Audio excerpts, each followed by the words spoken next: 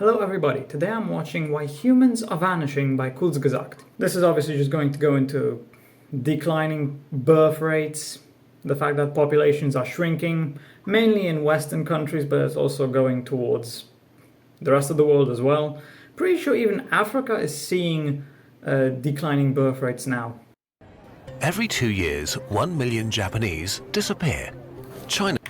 Every 2 years, 1 million Japanese disappear. So 500k a China's year. population will halve by the end of the century.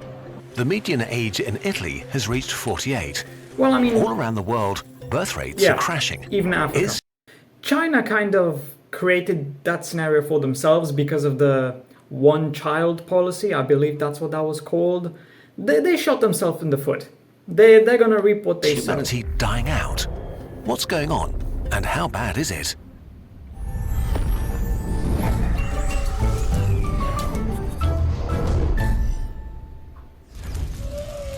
For hundreds of thousands of years, the human population barely grew at all, haunted by disease, famine and war until the Industrial Revolution.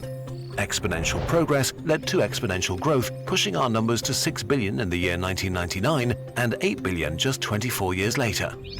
And our numbers will continue to rise for at least another 60 years, but this growth obscures something. People kind of stopped having babies. Yeah, people no longer have kids. Every couple needs to have 2 children on average. If the number is higher, it grows. Isn't it like 2.1 kids? If it's well below, it shrinks to a lot replace the population? I think it's 2.1 one of the or hottest exporters 2.3. of pop culture. Its fertility rate lay at 0.8 children per woman in 2022, the lowest in the world. This means 100 South Koreans of childbearing age today will have 40 kids, who then will have 16 kids, who then will have 6. If nothing South changes, Korea is basically then done within for. 100 They're years, gonna go extinct, there will pretty be much. 94% fewer young people, and South Korea will see a population implosion. That is, if things stay the same. We have yet to see if there's a bottom to fertility rates. Although looking at the bigger picture and absolute numbers, this population will not shrink that much. It simply returns to the level it once was. In 1950, there were 20 million South Koreans. In 2023, there are 52 million, and by 2100, there will be 24 million again. That's terrible. But the issue is not that there will be fewer South Koreans. The issue is the composition of the population. In 1950, the median age was 18. In 2023, it's 45. In 2100, it will be 59. A country of seniors. Too much anime. And South Korea is far from alone. China may be seeing the steepest population reversal in history. Stop watching anime. At this point. Go out and actually meet real people. And rising incomes meant that the Chinese started to prefer It's just like, families. what was it called? That, Shinzo Abe said, the Japanese Prime Minister. Which aims to slow population growth. I am no longer China asking, has had a low have sex. fertility rate for decades. With a fertility rate Yeah, of the one-child policy which screwed over China. Within 4 generations, 100 young Chinese will turn into 20. China's fertility rates are now one of the lowest in East Asia, lower than even Japan's. In comparison, Europe's depopulation is much slower despite low fertility, since unlike Asia, most states have had a steady flow of immigrants. The impact is That's terrible though. Immigrants coming in is a bad thing, it's not good. Areas. The number of immigrant women who do have a lot of children is not yet high enough to make a big dent, and fertility rates of immigrants tend to adjust to the native population within 2 to 3 generations. In Eastern Europe, the decline has sped up even more because many young people have emigrated to stronger economies like Germany, whose median age is one of the highest in the world at 46. Latin America fell below replacement in 2015. In the US, immigration is the only thing keeping the population growing substantially. There are still places where fertility rates have not fallen that's how bad below it is in the US yet. now. In much of the Middle East, North and Sub-Saharan Africa, fertility is still high, which creates the same concerns about overpopulation as when Asia grew very quickly in the 1950s, but that turned out to be unfounded. But recently, the UN has reduced its forecast for Africa's population drastically.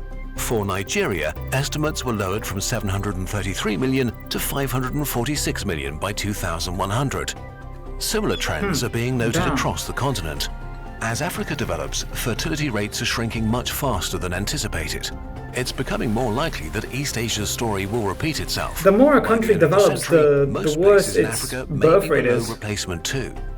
So declining birth rates and aging populations have become a general trend all over the world. Why is all of this a big deal? Demographics and poverty. Because people no longer want to have children, it's too expensive. And women actually have jobs now. In any economic they system, go to school. working age people create a society's wealth. They no longer sit at home and take care of the kids as much to the economy, like they did back in the day. That's one of the contributing factors. The way the world worked in the past was that a lot of younger people took care of a few older people. Imagine a society where most people are older than 60. The financial burden for the young will be immense, unsustainable even for the richest countries. Yeah, that's the situation that's here in Poland, in the country I live in right now. Longer, exploding healthcare costs and poverty, while states with shrinking incomes struggle to keep up with rising costs. There's more old people than young people at this point. I believe it. I think so. We can see this happening already. 11 out of 31 provinces in China are running deficits for their pension funds. They got old before they got rich, and now they can't really catch up anymore. China's working age population is predicted to fall by 20%, or 200 million people by 2050, as much as today's entire working age population of the US. Infrastructure collapse is an almost universal constant of population decline, because infrastructure works at scale and doesn't get cheaper to operate if it's used by fewer people. That makes me wonder, if population declines, if China loses so much population, how much more expensive are things going to get? And their income disappear, the resources necessary to sustain infrastructure disappear too. You can see it in many depopulated towns and cities in East Germany that suffered sharp if too much of the Chinese population disappears, or look at products Japan. will just get more expensive because there there will be a lot less cheap labor. Wait, if there are fewer people, won't life get cheaper and better, and there'll be more resources to go around? Not at all. No. Population decline doesn't lead to prosperity. It's people's ideas and work it could actually be the opposite, not the mere availability of resources. Another danger for aging societies is that elected governments could decide to mostly represent the interests and fears of their elderly populations, potentially leading to short-term thinking and a preference for conserving wealth over innovation. That's not a society that can handle issues like climate change. That's actually something that happened here in Poland with our old government. Something the world is already having a hard time with.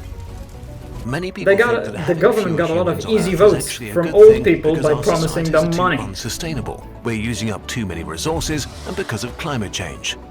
The problem is that even if you want fewer humans, this process is very likely too slow to have a positive impact on the environment. The world population is going to grow for at least 60 more years before it may shrink again. By then, I'll be dead by that point, so who cares? Likewise, not any my other problem. upsides a lower population might have will most likely not materialize themselves this century. So, just like import people, the easiest just like that Japanese prime minister said, just have sex. Levels within 3 generations.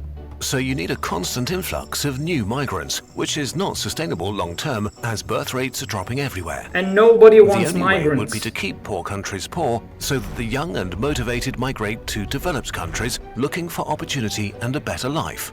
Kind of an immoral Europe thing is to shifting wish for. more towards By the end of the century, the center-right, so young people in the world, and goodbye so immigrants, migrants basically. Might become the world's most sought-after immigrants, with elderly nations fighting hard for every person willing to make the move.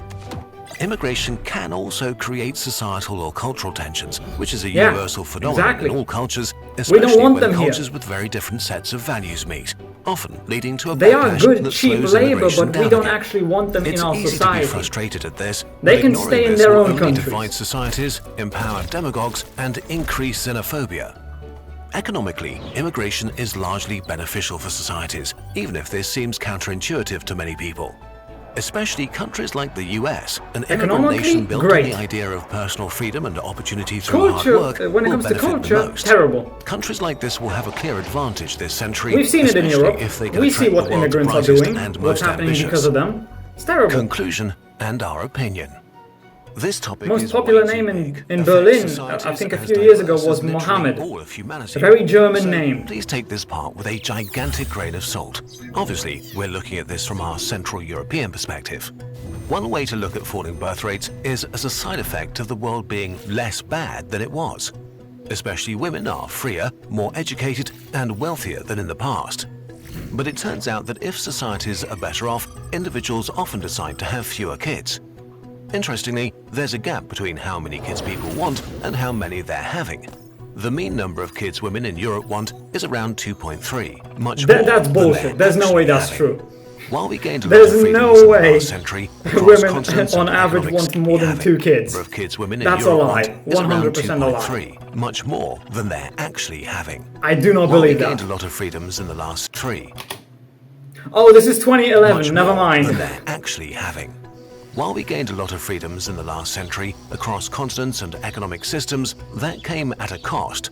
The tight-knit communities and family structures that were part of our nature, where kids could be brought up by a village.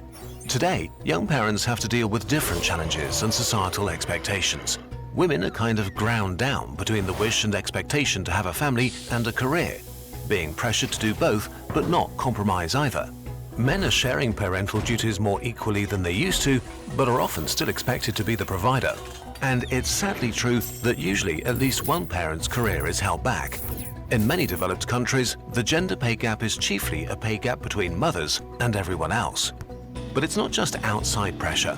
Our culture of individualism probably plays a role too. We have only one life to explore, be free, travel, have fun, accomplish something, and try to be happy. So people commit to partners Let's be real. later in life, No one's and going to often decide accomplish against anything big in life. families or any The at all. 99.9% And of people will Nobody amount to owes their nothing. country babies. And that's a fact. So far, no country has successfully managed to increase birth rates significantly, so as of now, we don't really know what works. But here are a few options to at least make the lives of parents much easier. Free and abundant access to childcare, financial benefits for parents, more and cheaper housing. Parenthood has to stop being a career obstacle. And our Financial culture needs to benefits become for more parents. positive My towards country tried families. that, didn't work. And that's something we can all work on. The next time you Pretty sit sure next other to a countries in crying Europe baby, are trying don't that be as a jerk well. about It's not it. working. Kids are hard. Doesn't seem to be, at In the least. end, humanity will not die out because we're having fewer babies. The age and composition of our societies changes quickly, and we need to deal with that sooner rather than later. But in the end, of all the incredibly hard challenges we've faced before, why would this be the one we can't solve? Getting to the bottom of the population crash starts with analyzing and interpreting. Yeah, there's definitely a lot of factors which influence this, but personally, in my opinion, the main ones are just the fact that women no longer stay at home, they have careers now. The second factor would definitely be the fact everything is more expensive now, so people are just deciding to not have kids because they don't think they're going to be able to support a family.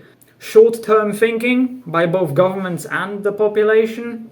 The fact people would rather spend money to go on a vacation rather than invest it in bringing up a family, I guess you could say it like that. It just sucks. Society sucks. My channel name explains it perfectly. Well, anyway, like, subscribe, comment. Link to my Discord server is down in the description below, so check that out if you want. And I will see you in the next video.